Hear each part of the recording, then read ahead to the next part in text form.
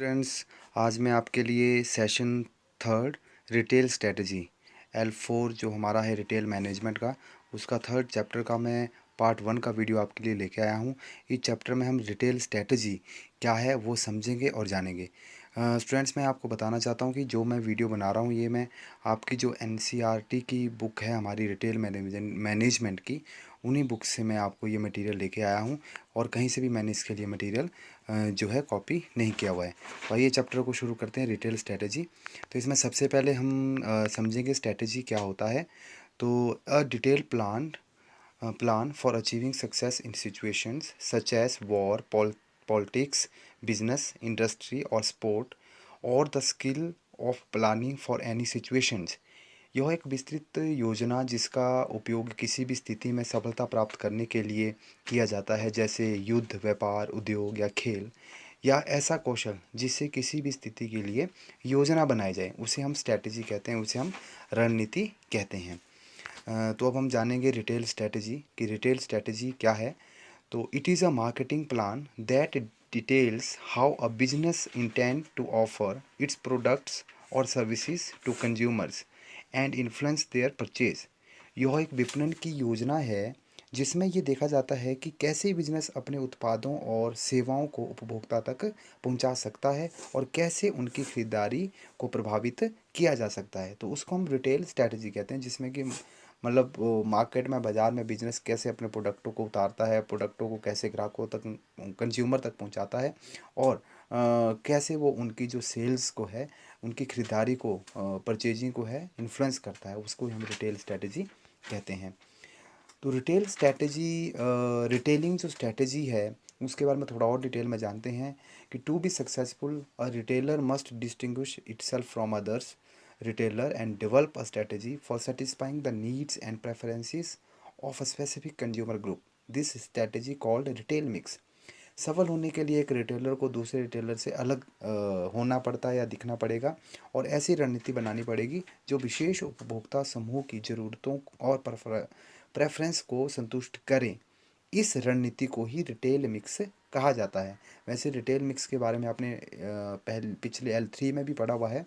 तो यहाँ पे भी जो इस रिटेलिंग स्ट्रैटेजी हमारी रहती है, मार्केटिंग स्ट्रैटेजी, उसमें जो है रिटेल मिक्स का ही सबसे ज़्यादा इंपॉर्टेंट रोल रहता है। तो हम आगे इसमें देखेंगे एसेंशियल फॉर रिटेल मिक्स, कि रिटेल मिक्स के लिए जो आवश्यक बातें हैं या उसके लिए जो ध्यान देने वाले जो पॉइंट्स है वो क्या है। तो सबसे पहले जो रहता है रिटेल स्ट्रैटेजी के लिए, जब हम रिटेल की स्ट्रैटेजी तैयार करें तो एसेंशियल है, नंबर 1 है द प्रोडक्ट टू सेल।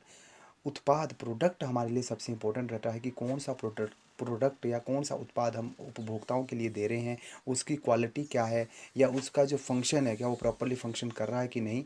ये सारी चीज़ें जो है वो ग्राहकों की मांग को पूरा कर रहा है कि नहीं, ये सारी चीज़ें जो हमें प्रोडक्ट में पहले देखनी चाहिए, वो आवश्यक देने वाली, ध्यान रखने वाली बात है। दूसरा हमारा देख रहता है quantity at which to make the product available. उत्पाद की मात्रा जो उपलब्ध होनी चाहिए, कि मतलब जैसे कि किस क्वांटिटी में, किस मात्रा में हमें जो है प्रोडक्ट की क्वांटिटी हमें उपलब्ध रखनी है। जैसे कि अगर होल सेलर को की हम बात करें तो होल सेलर का जो काम होता है वो लार्ज क्वांटिटी में गुड्स को परचेज़ करना और आगे जो रिटेलर को बेचना है तो उसको उस क्वांटिटी को अपने पास होल्ड रख करना पड़ेगा। रिटेलर का काम होता है to sell products in small quantity, छोटी मात्रा में बेचना। तो उस रिटेलर को उस प्रकार से अपने पास जो है प्रोडक्ट्स की क्वांटिटी रखनी पड़ेगी, मात्रा रखनी पड़ेगी। तीसरी बात आती है यहाँ पे लोकेशन की। तो लोकेशन की जब हम बात करें तो लोकेशन स्ट्रैटेजी में हमें ये ध्यान देना होता है कि रिटेलर को जो आपकी लोकेशन है, अपनी लोकेशन है, वो आपकी कन्वीनियंट होनी चाहिए, आसान होनी चाहिए, या जहाँ ग्राहक आसानी से पहुंच सके, ऐसी जगह पे आपकी लोकेशन होनी चाहिए। जैसे कि मार्केट में, बाज़ार में, ऐसे एरिया में होनी चाहिए जहाँ पे ज़्यादा क्राउड हो, जहाँ पे टाउन हो, जहाँ पे लोगों की भीड़ ज़्यादा हो, जहाँ पे ज़्यादा लोग घूमने आते हो, वहाँ पे आपकी जो लोकेशन होनी चाहिए, वहाँ से आप जो है प्रोडक्ट को आसानी से बेच सकते हैं। या दूसरा इसमें रहता है कि होल सेलर के लिए कौन सी लोकेशन सही होनी चाहिए, या आपकी लोकेशन क्या है, कहाँ से आप अपने प्रोडक्ट को बेचना चाहते हैं। आप उसको ऑनलाइन बेच रहे हैं, या टीवी के द्वारा बेच रहे हैं, या टेलीफोन के द्वारा, या किसी अदर मोड ऑफ रिटेलिंग के द्वारा आप बेच रहे हैं, तो वो इसमें ध्यान रखने वाली बात है। इसमें नेक्स्ट आता है the time to make the product available, कि जिस समय ग्राहक किसी उत्पाद की मांग करे, उसको मांगे, उस समय पे हमारे पास वो प्रोडक्ट उपलब्ध होना चाहिए। यह जो है हम इसमें हमें टाइमिंग का खास ध्यान रखना पड़ेगा। जैसे गर्मियों की बात करें तो गर्मियों में जैसे आजकल समर शुरू हो गया है। समर में आइसक्रीम या कोल्ड ड्रिंक्स या जो हल्के कपड़े जो जिससे गर्मी ना लगे, उन प्रोडक्ट्स की डिमांड है, तो वो आप जब आज के समय में उपलब्ध होने चाहिए। तो ये जिस समय पे जिन प्रोडक्ट्स की रिक्वायरमेंट हो ग्राहक के द्वारा, वो हमारे पास उपलब्ध उस समय में होना चाहिए। बात आती है प्राइसिंग ऑफ द प्रोडक्ट की, उत्पाद का मूल्य। तो प्राइसिंग ऑफ प्रोडक्ट के लिए जो है retailer different different pricing strategy को वैसे ग्राहक को अट्रैक्ट करने के लिए उपयोग करते हैं। जैसे कि कुछ स्टोर जो है लो प्राइस या डिस्काउंट प्राइस या attract economy mid minded consumers prices रखते हैं। लेकिन इसमें हमें जो ये खास ध्यान रखना है कि हमारा जो प्रोडक्ट है वो हमारे कॉम्पिटिटर के प्रोडक्ट के प्राइस के साथ वेरी करना चाहिए, ताकि हमारे प्रोडक्ट का प्राइस ज़्यादा भी ना हो कि वो ग्राहकों की रीच में ही ना हो, पहुंच में ही ना हो। इसका हमें खास ध्यान रखना पड़ेगा। प्राइस हमारा जो है ग्राहकों की पहुंच में होना चाहिए, प्रोडक्ट की क्वालिटी और उसकी गुणवत्ता के अनुसार होना चाहिए, और उसकी कॉस्ट लागत से उससे हमारी लागत भी निकलनी चाहिए। फिर बात आती है and last, the appeal that can be generated in consumers mind. मतलब हमें क्या करना चाहिए कि रिटेलर को अपने एस वो ग्राहक के दिमाग में अच्छी इमेज बनाने के लिए बहुत परिश्रम करना पड़ता है कि स्टोर की अच्छी इमेज बने, प्रोडक्ट की अच्छी इमेज बने, जिससे कि ग्राहक है जो आपका, वो आपकी तरफ आकर्षित हो और आपके स्टोर की तरफ आकर्षित आपके प्रोडक्ट को वो बार बार खरीदे। तो ये है एसेंशियल्स फॉर रिटेल मिक्स, जो इसके लिए ज़रूरी है। अब बात आती है जो आपका टॉपिक है नेक्स्ट, इसमें मैन्युफैक्चरर रिटेल स्ट्रैटेजी, निर्माता खुदरा रणनीति क्या है। मैन्युफैक्चरर आपको पता है निर्माता होता है जो कि प्रोडक्ट्स को बनाता है। अब इसकी जो रिटेल स्ट्रैटेजी है वो है कि this service helps manufacturer set up retail operations so as to leverage the returns on their brands and products. इसकी सहायता से मैं निर्माता क्या कर सकता है कि वो अपने रिटेल स्टोर्स का संचालन करके अपने ब्रांड्स उत्पादों के रिटर्न्स को प्रभावित कर सकता है। अब ये किसके लिए है कि मैन्युफैक्चर किसके लिए ये स्ट्रेटजीज बनाई जा सकती है। तो ये है जिसमें कि नंबर वन है manufacture companies ideating to venture into the retail space. निर्माता कंपनी जो रिटेल स्पेस को अपनाने पर विचार कर रही हो, ये उनके लिए स्ट्रेटजी है। या सेकंड है manufacturer who looking for retail space as a part of growth and diversification strategy. निर्माता जो अपनी ग्रोथ और विविधता के लिए रिटेल स्पेस को देख रही हो कि मुझे जो है रिटेल स्पेस में जाना चाहिए और वहाँ से मुझे जो है ग्रोथ मिलेगी, तो ये उनके लिए है। या थर्ड है companies who believe in value को creation with customers by controlling store operations of their brands. निर्माता कंपनी जो ग्राहक के साथ सह निर्माण में विश्वास के द्वारा अपने ब्रांड्स के स्टोर का नियंत्रण करना चाहती हो, उनके लिए। या तो अगर ये कुछ इस प्रकार के मैन्युफैक्चरर है जो ये करना चाहते हैं, तो उनके लिए डेवलपिंग रिटेल स्ट्रेटजी वो किस प्रकार से खुदरा रणनीति को विकसित कर सकते हैं। तो after going through all work ऊपर हम पढ़ के you should be able to, मतलब उन्हें इस प्रकार से सक्षम होना चाहिए। उन्हें क्या करना चाहिए अपनी रिटेल स्ट्रेटजी को बनाने के लिए। नंबर वन है list the steps involved in strategic retail planning. उन स्टेप्स की लिस्ट बनाना जो रिटेल रणनीति योजना में शामिल हो।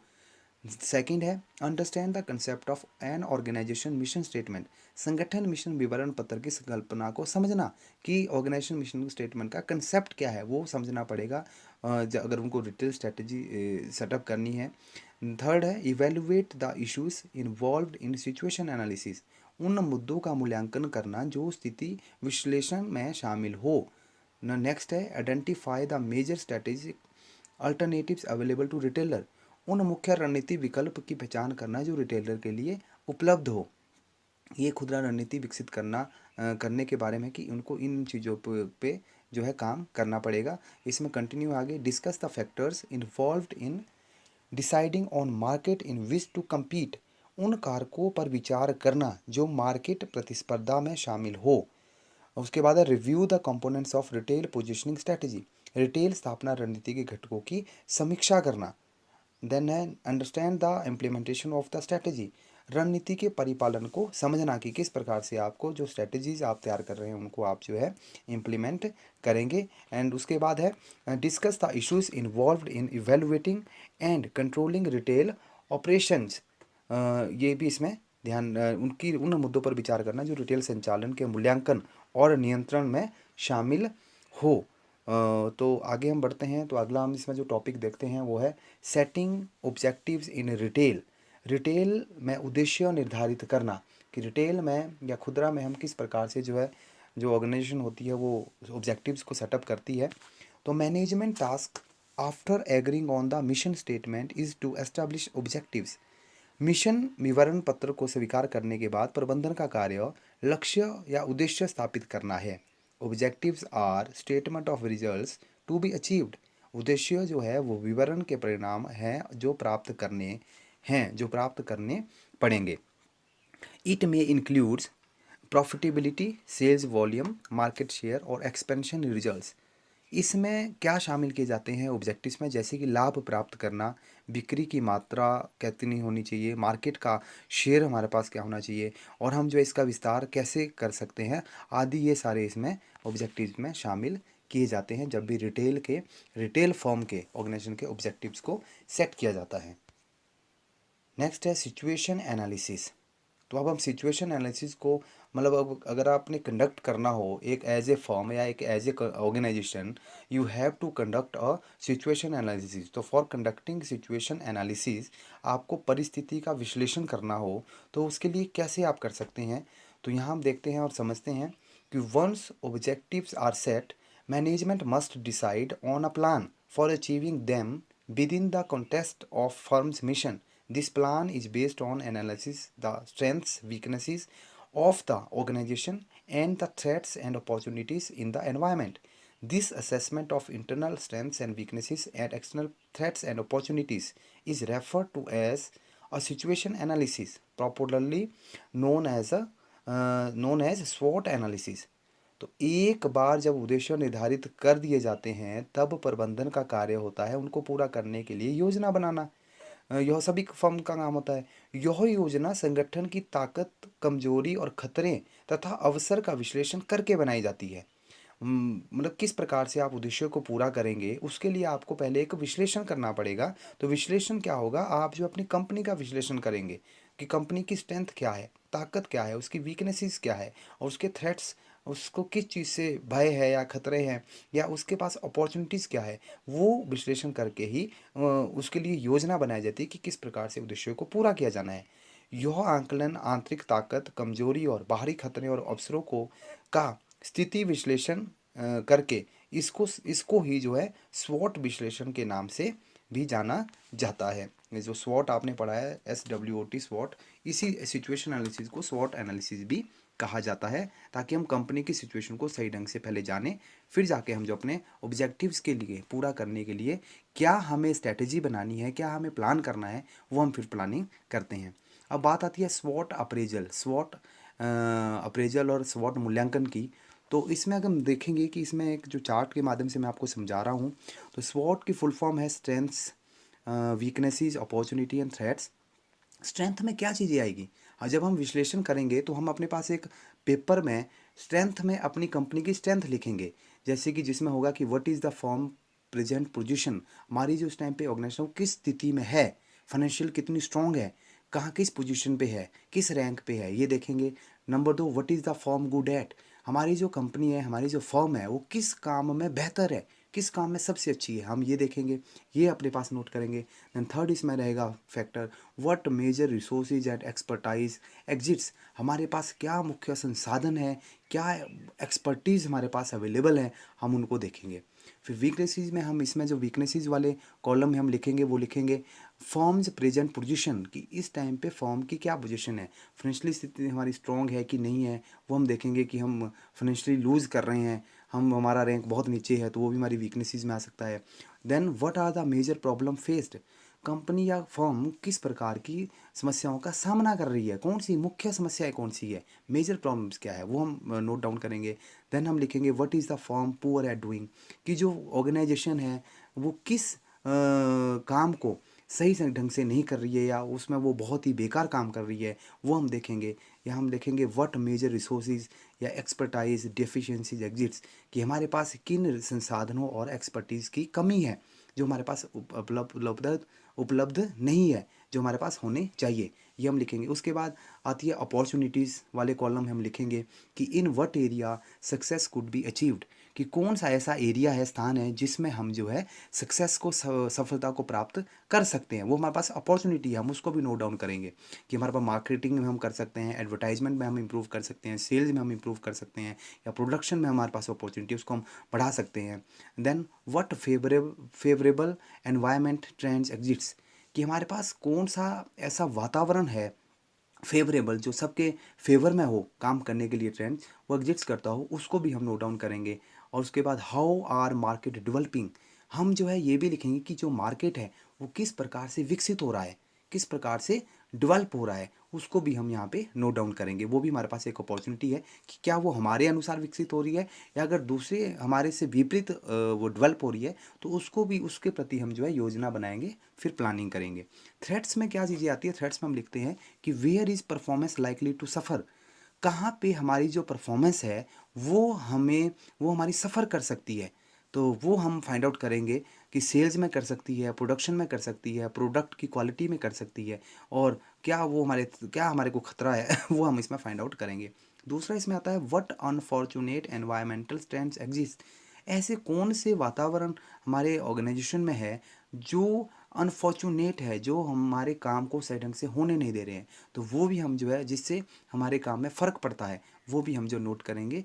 या इसमें थर्ड है how are competitors behaving and developing, जो हमारे प्रतिस्पर्धी है, प्रतिस्पर्धा जिससे हमारी है, वो किस प्रकार से व्यवहार करते हैं या वो किस प्रकार से विकसित हो रहे हैं, उनसे हमें खतरा है, किस प्रकार का उनसे हमें किस आधार पे उनसे हमें खतरा है, प्रोडक्ट के आधार पे या प्रमोशन के आधार पे या हमारी जो इंडस्ट्री की सिचुएशन है उसके आधार पे, पोजीशन के आधार पे, तो वो भी सारी चीज़ें हम देखेंगे। और इस प्रकार से हम अपना जो है स्वॉट अप्रेजल या सिचुएशन एनालिसिस करेंगे। फिर ये करने के बाद ही हम जो है अपने ऑब्जेक्टिव्स को पूरा करने के लिए कैसे करना है, उनके लिए जो प्लानिंग करेंगे वो हम इस सिचुएशन एनालिसिस या स्वॉट अप्रेजल को करने के बाद हम कर बेहतर तरीके से कर सकते हैं। तो स्टूडेंट्स, आज यहीं तक था ये वीडियो, हाफ सेशन हमने इसमें कवर किया। जल्दी से इंपॉर्टेंट क्वेश्चन देख लेते हैं। यहाँ तक जो इंपॉर्टेंट क्वेश्चन बनते हैं कि what is retail strategy, specify the essential of retail strategy, क्या है, what do you mean by situation analysis, and last है ड्रॉ स्वॉट अप्रेजल चार्ट, जो कि अभी हमने डिस्कस किया। ये सारे हमने पीछे डिस्कस किए हैं, आप इनको समझ सकते हैं, आप इनको नोट डाउन भी कर सकते हैं। तो थैंक यू स्टूडेंट्स, इसको लाइक करें और सब्सक्राइब करें। नेक्स्ट पार्ट में इसका बहुत जल्दी आपके साथ शेयर करूँगा। तब तक के लिए आप घर में रहिए, सुरक्षित रहिए। धन्यवाद।